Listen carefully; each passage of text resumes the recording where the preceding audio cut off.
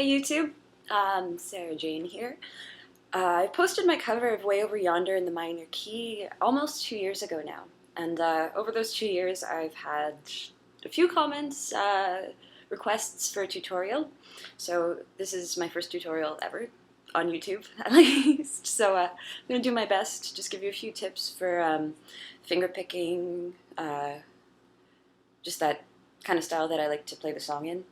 So yeah, I'll do my best to sort of cover that base. If you have any specific questions, please leave them in the comments and I'll respond and try and help you out as best I can. So the song is pretty simple overall. It's 4 chords, and if you're here at this tutorial you probably know them. We have E minor. I play the song personally with a capo on the 1st fret, just that's for my vocal range, but yeah.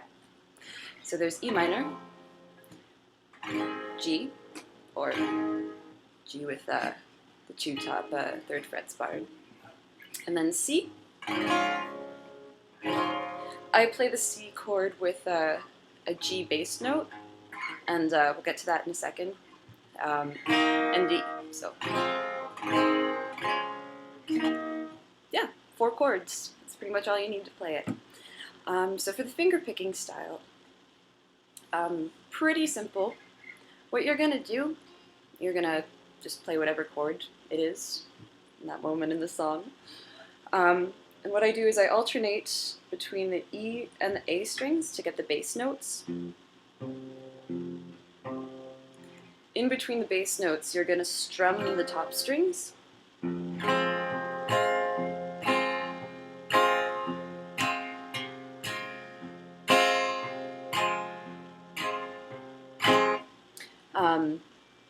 And also when I play it, it's not quite just a strum. I kind of hit the strings a little bit just to make a bit of a percussive sound, just to make it sound a bit fuller, like there's more than one instrument playing.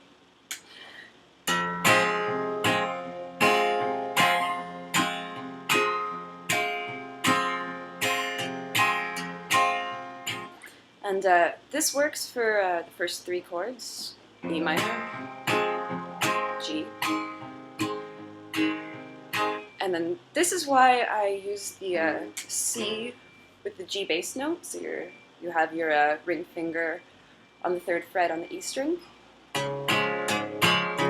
just to give it a nicer bass note. Because otherwise, if you play just kind of the normal C chord, it's the E just ringing clear, and technically it works, but I prefer having it go between the C and the G, just the 4ths as bass notes. It just sounds a bit nicer. And that works for the D also. You're just going to move up to the D string and the A string.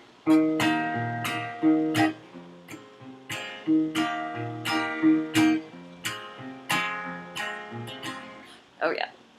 Then the next part, going to be using hammer-ons also. So that just requires, like, it's easy to do with all of these chords pretty much. You're going to play just alternating the bass notes, strumming the top notes again. But you're going to hammer on.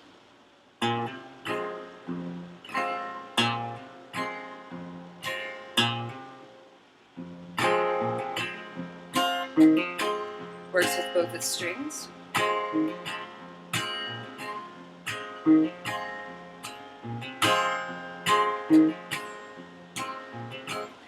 And then again, that works for all the chords that are in the song. You might need to fool around a little bit to find different notes to play. Like you can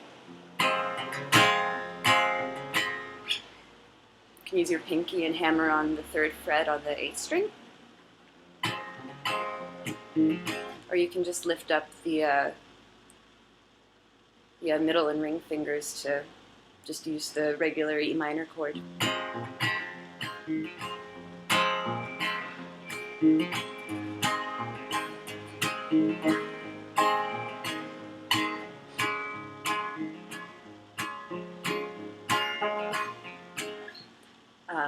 then for the D also kind of works. Save most of the hammer-ons for the E minor, G, and the C, but it still works. So that's just something to play with. Personally, I started, when I started playing guitar, it was a lot of blues, finger-picking, and like these tricks just alternating between the bass notes and the hammer-ons. You can... Sorry, there's construction outside. I don't know if you hear it, but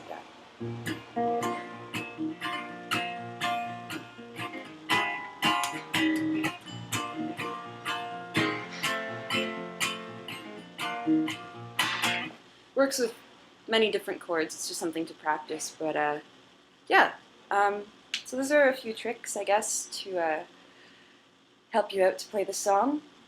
Again, I'm not sure I covered everything you wanted to know, so if that's the case, just leave a note in the comments and I'll do my best to answer.